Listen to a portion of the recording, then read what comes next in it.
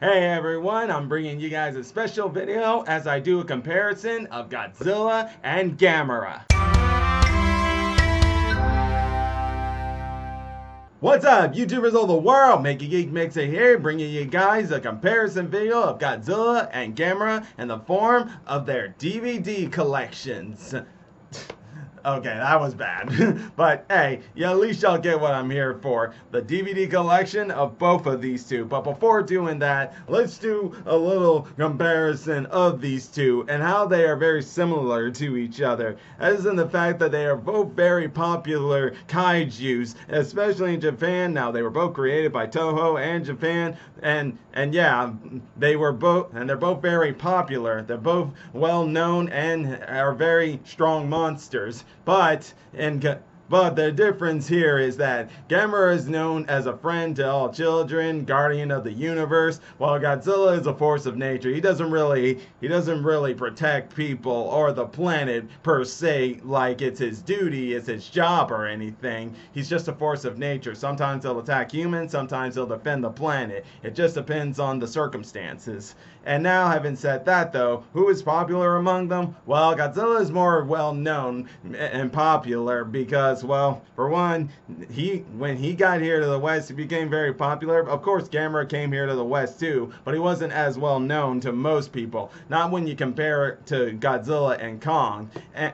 And most of the monsters from their franchises. But when you do look past those guys, you will see the secondary monster you'll be able to be familiar with is Gamera. So he is popular just as Godzilla and Kong, just not exactly on the same level as them though, but still popular nonetheless. And another reason why you could probably say that Godzilla is more well known is because, for one, he's got like 32 films out there. Gamera only has 12. The last one was made in 2006, which is in Gamera the Brave. While the last one we had with Godzilla in Japan, for that matter, is the animated film of Godzilla number 3. I forget the full title of it, but I hope y'all guys know what I'm talking about. I'm talking about that Netflix trilogy animated series right there. But now, having said that, let's talk about the similarities and comparison of these two DVDs, and then at the end I'll tell you which one I like the best of them. But in either case here, this is the DVD collection of both of them. Now here's the thing about the DVD collection on both of them. They both have pretty much the same thing. They got the DVDs in a book with their CDs here. The only difference being here with Godzilla, at the end you got all of them here. All of the discs that have the titles of which one has what title on it, and then you got this one right here that has just that. That has that, but it has a picture of the monsters that are in the films on different page. It shows like the monsters that Gamera faces and everything right there. But where this one has just only the DVDs. Oh yeah, and also I almost forgot. How could I almost forget about this? They also had these things at the end right here where they got cards of Gamera and the title, just along with the other ones, this time of each of the monsters he fights, such as this one, Gamera versus Baragon. But that's all they have right there on that one. Oh, and one more other thing. I actually noticed this last night right after I finished the book, and that is then the fact that they got a map here, a map of Gamera's map of Japan, all he's done in the years he's been in Japan, and so, which is something that this book lacks right there. That's kind of a shame on that end, but hey, it's okay. But in either case, back to this one right here. This one right here, does have the DVD collection, but it has something that the Gamera DVD collection set split up, and that is in the fact that it gives us the history of Godzilla. Oh yeah, this is just that front page here. Let me get there to it, guys. You see right here, Reign of Destruction tells us all the history of Godzilla right here and everything. from what he's done all the years in the Showa era, then it gives us something even more interesting. As you go through the pages, it gives us the title of Godzilla, and then you move on to other pages, all the other Showa era Godzilla films. And with each title, you see the other page has art of all the monsters who appear on there, such as Godzilla Raids Again with Anguirus, then Kong versus Godzilla, so on and so forth. And this is all just from the Showa era, which is from 1954 to 1975. And yeah, and there's the difference there between them. It's like what the Gamera series did was they saw the Godzilla Criteria collection and they saw how they made it all into one book, but they decided to amp theirs up a little. Instead, since they're going to put in the full series right there, they also wanted to add something a little extra. One of them being they make their own book with the history of Gamera in it, which has at least one more other thing that the Godzilla Criteria book doesn't have. I mean, it does have a history of Godzilla, but if I'm not mistaken, I don't think it has. Let me go to it right here. It doesn't have this interview with the person who made Gamera. Also, it has an inside look into the Heisei trilogy era, which is what this book doesn't have. I mean, but it does kind of have a history of the Showa era, just in a more different format. As you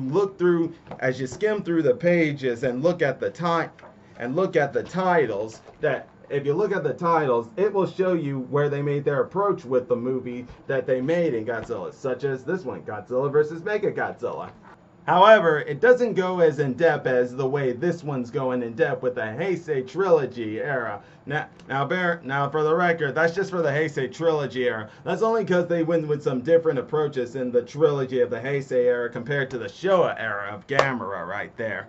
But now, that's pretty much some of the comparison there as you guys can get. Oh, and I'm pretty sure I also already said this, or I probably didn't, but another thing they split up when they did the DVD collection of Gamera is they gave us something that the Criteria didn't even give us, and that was a comic collection. Yeah, guys, there's been Gamera comics out there. I didn't know about this until after I did my unboxing in my last video, but having since known about it, did some reading, and I like it. Just as good as the Godzilla comics. Now, Godzilla has a few other comics out there. It's got Rulers of the Earth and some others out there, but even still though, I wish they had did that with Godzilla, but maybe they will, because something tells me they might make a combination of the Heisei DVD collection and the Millennium DVD collection, but that's just something I'm thinking off the top of my head. I don't know if they will do that, but I do hope they do. Oh, and also one more other thing I forgot to mention when talking about this book is that it gives us something else here that the Godzilla Criteria doesn't give us. An X-ray of the kaijus that appeared in the Gamera franchise, which is, what isn't in this book right here, which is a shame in that aspect. So, yeah. Look at this. You guys can't say you've always been curious about the anatomy of these monsters and their x-rays, and I'm glad they did that with Gamera, and I do hope they do that with Godzilla soon. Now then, having said all that, which one do I like better when comparing them? And I think it's pretty clear that we're gonna have to give this one to the Gamera DVD collection, more because in the fact they go into a little more depth. They go into a little more depth with things when it comes to this book right here, such as the X-rays of the kaiju, and then the more in-depth on the Heisei trilogy here. Then it comes with their Showa era trilogy, but it's still an in-depth look at things when you compare it to this book right here. However, though, while generality of collections and of Gamera wins in that aspects, when it comes to just this DVD collection right here and this one right here, I will have to give it to the Godzilla Criteria. Why? Because they were able to put everything they had in one book. In other words, the history of Godzilla in its Showa era, along with the art of it, of the titles of the Godzilla films that appeared in the Showa era. If you guys get what I'm saying right there. So yeah, they kind of have their pros and cons on each other when it comes to that angle, such as splitting up has its good spots, but also had its con spot where this one beats it. But that's only when I say when you just look at this DVD book here, not the whole collection of it, just the DVD book that holds all the CDs and stuff, which this one does, but also holds the history of Godzilla Showa era, along with the title and on the other page, the different arts they have of it. But there you guys go. That's a comparison video of the Godzilla and Gamera DVD collection. I hope y'all all enjoyed it. And hey, if you enjoy my videos, all you gotta do is click that like button, subscribe to the channel, hit the bell icon to be notified when I make more videos. And until then, MegaGeekMixer signing out. Bye!